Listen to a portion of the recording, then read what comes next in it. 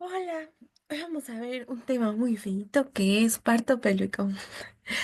Pues este se va a definir cuando el polo pélvico o caudal del feto está en relación directa con el estrecho superior de la pelvis y lo ocupa en su totalidad, lo que ocasiona un mecanismo de parto.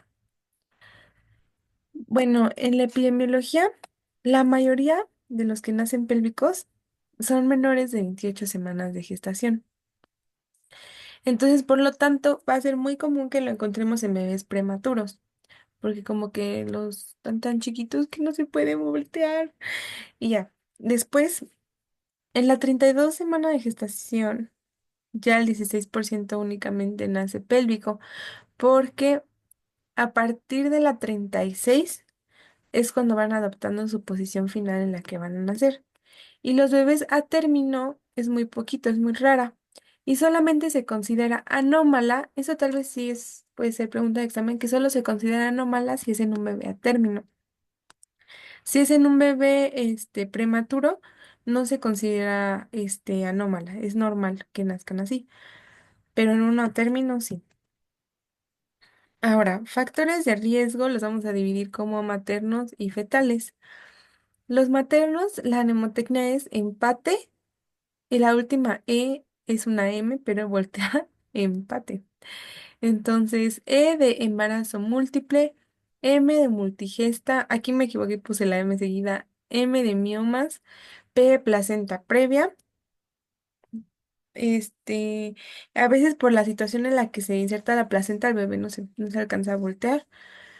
También antecedentes heredofamiliares de partos pélvicos, ya sea de, por ejemplo, que tú hayas nacido por parto pélvico, tu bebé también lo puede hacer, o que la mamá misma haya tenido otros partos pélvicos antes, que tenga tumoraciones uterinas, porque igual le va a costar trabajo voltearse. Y bueno, en cuanto a las fetales, la mnemotecnia es cabra PTH, como a la cabra le vamos a medir la PTH. Entonces, C de circular de cordón, A de alteraciones de cadera, y por eso es mucho más frecuente en mujeres. Si te vas a aprender uno de aquí, te diría que te aprendas este, porque los otros a lo mejor lo sacas por pura lógica. Pero este lo dijo la doctora y como que hizo mucho énfasis en que por eso es más común en mujeres. B de brevedad de cordón, R de restricción de crecimiento intrauterino, A de alteración del volumen del líquido amniótico, P pretérmino, esta también es muy importante porque en los pretérminos ni siquiera es una posición anómala, T de tumor de cabeza y cuello y H de hidrocefalia. Pues sí, son situaciones que no les van a permitir darse la vuelta. Y luego, tenemos la clasificación, hay varios tipos. Tenemos primero la de pelvis completa. ¿Qué es esta? Es una posición en la que el bebé mantiene la actitud fetal con los brazos flexionados y también las piernas flexionadas con la rodilla flexionada, o sea, todo está flexionado. Es una posición fetal, la pelvis completa. Luego tenemos la franca de nalgas, que es con los muslos flexionados hacia el abdomen, pero a diferencia de la completa, las rodillas están extendidas, entonces lleva las piernas hacia arriba. Aquí eran las rodillas flexionadas y aquí las rodillas son extendidas. Y esta es la más frecuente, el 64% de los bebés nacen con nalgas francas. Y la última es pelvis incompleta, que es una pierna flexionada y una pierna no flexionada. A esta también se le llama de pie, supuestamente. Y también es la que causa peor pronóstico porque es en la que más puede quedar el bebé retenido, ya sea por el diámetro de los hombros o de la cabeza.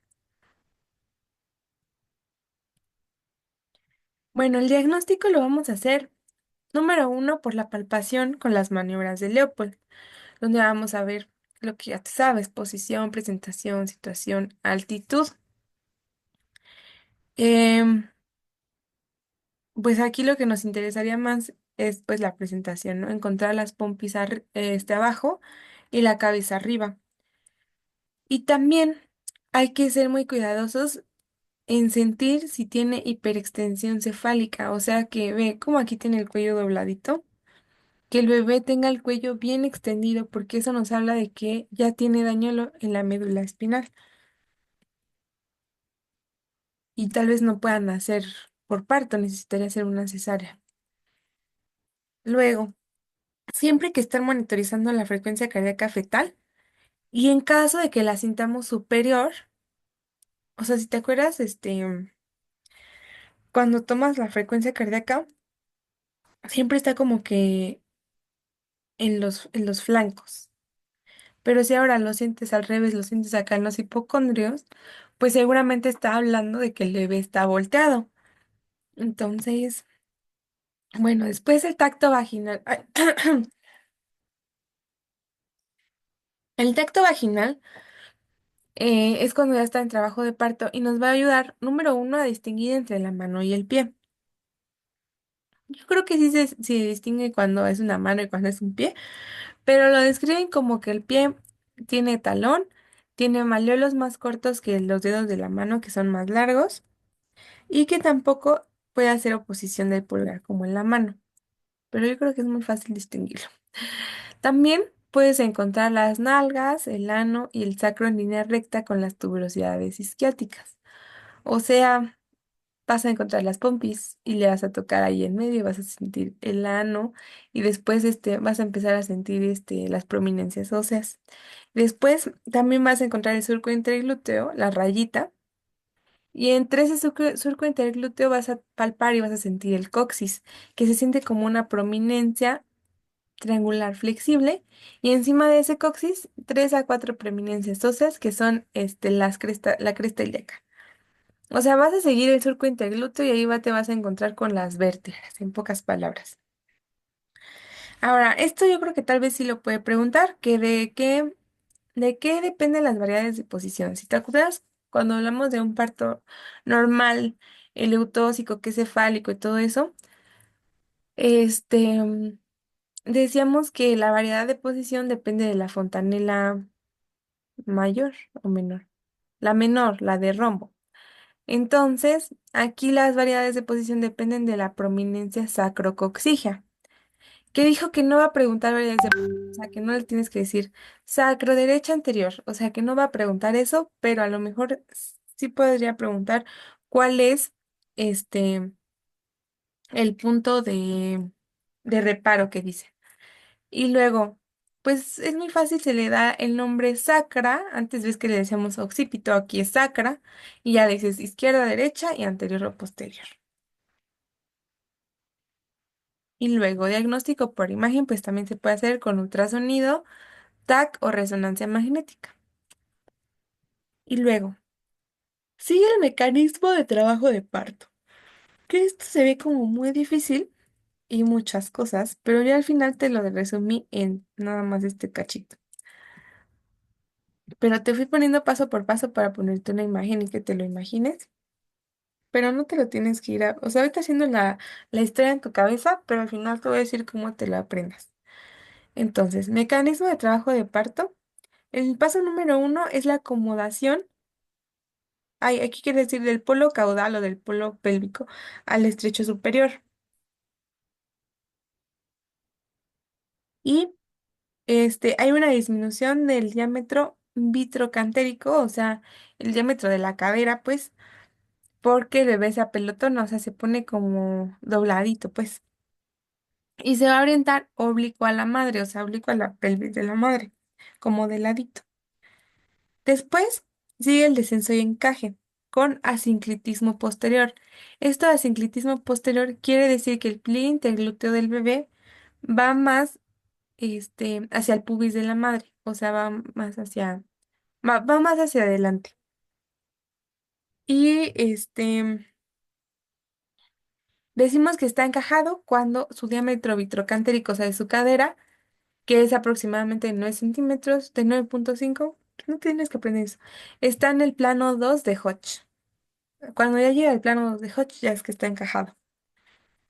Entonces, si te das cuenta, se acomoda y luego desciende. Después sigue acomodación al estrecho inferior más rotación interna, que es que a nivel del codo del sacro, o sea, cuando está a este nivel, rota 45 grados y así va a poner una pompi para adelante y una pompi para atrás. O sea, queda de lado, de ladito en relación con la pelvis de la mamá. Luego sigue el desprendimiento del polo pelviano, es decir, que salen ya las pompis, primero sale una y luego sale la otra, para que así pueda caber por el canal de parto. Y ya. Y luego sigue la acomodación de los hombros, que es en el diámetro biacromial, o sea, el de los hombros, se acomoda en la misma dirección que se acomodó el vitrocantérico, o sea, el de la cadera. Luego sigue el encaje y descenso de los hombros, que también se considera que ya se encajaron cuando el diámetro biacromial queda en el plano 2 de Hodge. Luego sigue la acomodación de los hombros, más rotación interna y acomodación cefálica, que es que los hombros giran 45 grados, así como lo había hecho la cadera, también giró 45 grados para que queden uno anterior y uno posterior, o sea, para que quede de ladito en la pelvis de la mamá. Y el diámetro suboccipital, que es el de la cabeza, queda al contrario de la pelvis. O sea, ¿recuerda cómo se acomodó este? De que dijimos que una pompi, esto de sincretismo posterior, que una pompi quedaba más anterior que otra, pues de la cabeza va a ser lo mismo, pero hacia la dirección contraria.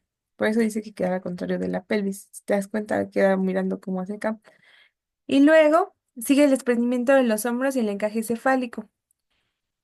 ¿Cuándo vamos a, bueno, desprendimiento de los hombros es que un hombro sale, luego sale el otro, y el encaje cefálico es cuando el diámetro suboccipital queda en el plano 2 de Hodge. O sea, siempre que hablamos de encajamiento es que queda en el plano 2 de Hodge.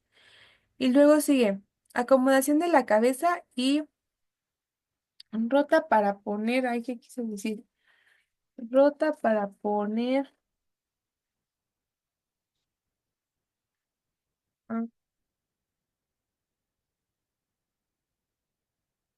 rota para poner el occipucio en el pubis. Ah, pues sí, para que quede bien de lado. Si te das cuenta, aquí está medio volteado. Y aquí sí es ya que está bien, bien lateral. O sea, el occipucio en el pubis. Y ya. Y luego la 10 ya es desprendimiento de la cabeza, o sea que sale la cabeza. Y todo esto es una mucha jalada para explicar esto que te explico aquí. Tenemos tres diámetros. El vitrocantérico, es que es el de la cadera, el biacromial, que es el de los hombros, y el suboccipito frontal, que es el de la cabeza. Entonces, cada uno de estos diámetros va a pasar por cuatro pasos, que es número uno, acomodación al estrecho superior, acomodación al estrecho superior. ¿Qué quiere decir? O sea, de la pelvis, que quiere decir que se pone en una dirección oblicua a la madre, o sea, como de ladito. Después sigue el descenso y encaje, que es cuando el diámetro queda en el plano 2 de Hodge. Luego sigue el paso de acomodación, que es que rota 45 grados para que pueda salir un extremo del diámetro anterior y un extremo posterior. O sea, para que quede bien de ladito en relación con la pelvis de la mamá. Excepto el suboccipito frontal, que dijimos que gira hacia el contrario que gira hacia el lado contrario de la cadera y de los hombros. Y ya luego tenemos el desprendimiento, que es cuando ya sale. ¿Ok? Entonces, todos esos pasos se resumen en estos cuatro. Nada más que, por ejemplo, primero obviamente va a ser el vitrocantérico, porque va saliendo de las pompis para arriba. Después sigue el de los hombros, entonces los hombros vuelven a pasar por todos estos. Y luego sigue el de la cabeza, y todo otra vez vuelven a pasar por todos estos. Que si te tienes que aprender esto, pues yo creo que la verdad no. Nada de esto creo que sea tan importante, pero si te viste toda esta parte del video. Pues es porque sí lo vimos, ahí lo pusieron. Y casi una diapo así para cada uno, entonces. Pero no creo que sea preguntar en el examen. Bueno, ahora tenemos que saber que ya no se hacen partos pélvicos por el riesgo de que el bebé se asfixie. Porque, bueno, ahorita vamos a ver que cuando el bebé va saliendo, si nosotros lo empezamos a tocar, acuérdate que el bebé se estimula y lo que hace es hacer así. Una respiración. Cuando el bebé se estimula, hace una respiración. Entonces, si tú le empiezas a estimular y su cabeza sigue metida en la colis de la mamá, va a respirar ahí si hay todavía líquido o ni siquiera va a poder respirar porque va a seguir ahí metido, ¿me entiendes? Entonces, por eso ya no se hacen partos pélvicos, todos deben de ser cesárea, aunque no es una indicación, la cesárea no es una indicación absoluta, porque se puede hacer parto normal cuando, por ejemplo, tenemos un estadio avanzado, o sea, que la persona ya llegue en periodo expulsivo, pues ya no podemos hacer cesárea, ya hacemos el parto, que estemos en un centro de salud de baja complejidad. Y de aquí la importancia de que aprendamos las maniobras de cómo hacer un parto pélvico, porque pues vamos a estar en el servicio social y qué tal que te llega una mujer así y no puedes hacer nada más que recibirle a su bebé. También que haya falta de personal o que la paciente no quiera firmar el consentimiento informado para una cesárea. Y bueno, ¿cómo lo vamos a atender? Pues número uno, vamos a poner un acceso venoso y tenemos que hacer la del lagarde, cruzado y tipado. Después tenemos que poner a la mujer en posición de litotomía y siempre estar monitorizando el bienestar fetal con un electrocardiograma. Después tenemos que, si tiene dinámica uterina insuficiente, pues le vamos a poner oxitocina para la conducción del trabajo y tenemos que hacer, en la mayoría de los casos, una episiotomía y retrasar la aminorexis, porque este, entre más pronto rompamos las membranas, va a ser más difícil que el bebé se pueda mover adentro de la mamá y que pueda ayudarnos a hacer el parto. Entonces tenemos que, aminorexis quiere decir que nosotros rompemos las membranas. Entonces tenemos que esperarnos lo más posible para facilitarle al bebé que se mueva dentro de él, pues dentro de la mamá. Y luego ya vamos con las maniobras. Aquí pues lo que está primeramente indicado y lo que sería la elección sería permitir el parto espontáneo, o sea, dejar que el bebé salga por sí solo. Y por lo que vi en un video, la mayoría de los bebés salen por sí solos y muy pocos van a necesitar que hagamos maniobras. Pero ya solamente si vemos que se atora, ahí ya tenemos que intervenir. Entonces, ¿qué es lo que vamos a hacer? Pues primero imagínate que va saliendo y que se le atoran los brazos. ¿Qué tenemos que hacer? Tenemos la maniobra de Rojas, que es tomarlo de los muslos, como se ve aquí, con los pulgares en el sacro, o sea, en la espaldita, y después vamos a girarlo para adelante, o sea, hacia el lado de su cara, para liberar un brazo, y después lo vamos a girar hacia el otro lado para que saque el otro brazo. Primero hacia donde está el lado de su cara y después hacia el lado contrario. Y se supone que así se deben de liberar los brazos. Luego tenemos otra maniobra que es la de Pajot o Payot, que es meter la mano nosotros en el canal de parto, agarrar al bebé del codo y pasarle su manita por delante de su cara. Lo agarramos del codo y le pasamos su manita por delante de su cara. Y así liberamos el brazo. Luego tenemos que va saliendo y se le atora los hombros y la cabeza. ¿Qué tenemos que hacer? La maniobra de Brach, que es la de primera lección. A lo mejor si pregunta una, sea esta. Así que apréndetela. Que es que primero debemos de ver el ángulo escapular. Es que aquí lo escribí bien raro. Pero es el ángulo escapular. Tenemos que ver que salga el ángulo escapular. Después tomamos al bebé de los muslos. Si te das cuenta aquí como bien de las pompis, doblándole las piernitas. Y tenemos que llevar su cuerpo hacia el hipogastrio de la mamá. O sea, lo vamos a subir. Esta es buena porque casi no manipulamos al feto y así evitamos que se asfixie. Y también en la maniobra de Brach, alguien te puede ayudar a presionar el hipogastrio de la mamá para que salga con más facilidad. Y ya, yo creo que si pregunta una, lo mejor sería esta, que sería agarrar al bebé de los muslos y llevarlos hacia el hipogastrio de su mamá.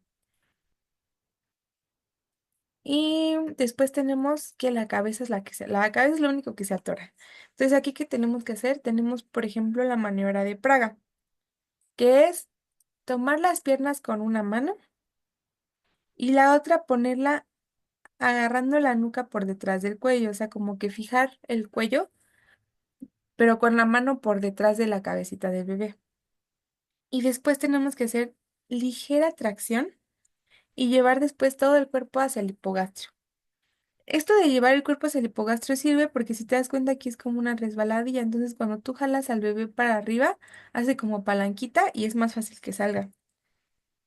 Y luego, ay, bueno, y luego tenemos la de praga invertida, que es hacer lo mismo, pero en vez de llevar al bebé para arriba, lo llevas hacia el perineo, o sea, para abajo. Y esto sirve, por ejemplo, cuando el bebé viene volteado. Ah, bueno, aquí en esta imagen lo pusieron igual. Pero hay otra imagen que vi donde la carita del bebé viene para arriba. Entonces ahí lo que haces es llevar el cuerpo para abajo. Pero pues en pocas palabras, la praga invertida es lo mismo, pero en vez de ahora de llevarlo hacia el hipogastro, lo llevas hacia el perine. Y luego tenemos la de Mariseo. Mariseo es Melibate, o le dicen más fácil Mariseo, que es colocar el cuerpo, todo el cuerpo de bebé en un antebrazo, como aquí se ve. Después, con la otra mano pones dos dedos en la boca del bebé para que eso te ayude a ti a mantener la cabeza flexionada y que se haga más chiquito el diámetro. Después lo traccionas y también lo llevas hacia arriba y así también el bebé debe de salir. Si me preguntas cuáles de estas creo que pregunte, yo creo que la Brach y la de Mariseo. Creo que son las más importantes. Y por lo que vienen nos sido las que más se ocupan. Y bueno. Como te he dicho, hay que manipular lo menos posible porque al apretar las piernas se estimula al bebé y respira, lo que causa sufrimiento fetal y asfixia. Y pues eso es todo. Gracias por ver este video. Adiós.